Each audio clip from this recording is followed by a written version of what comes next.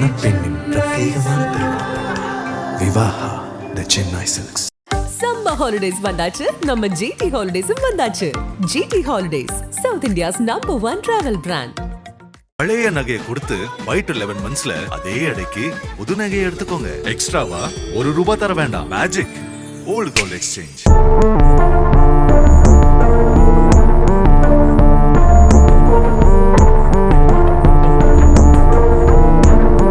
மதுரை மேலூர் மலம்பட்டி பாரதிதாசன் முதல் தெருவைச் சேர்ந்த 28 வயது இளம்பெண் ஜெயசுதா. தனது தந்தையுடன் இவர் வசித்து வந்தார். தற்போது சென்னையில் தனியார் நிறுவனம் ஒன்றில் பணிபுரிந்து வருகிறார்.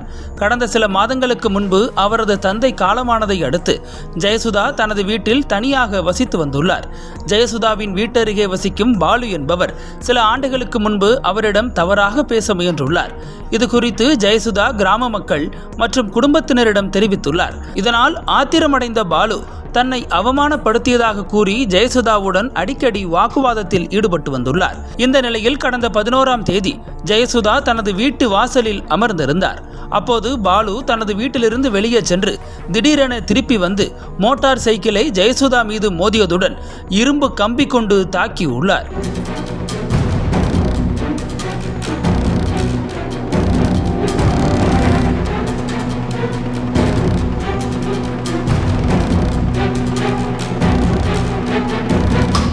மேலும் உன்னை கொலை செய்யவே மோட்டார் சைக்கிளை ஏற்றினேன் என கூறி மிரட்டிவிட்டு சென்றதாக ஜெயசுதா மேலூர் காவல் நிலையத்தில் புகார் அளித்துள்ளார்.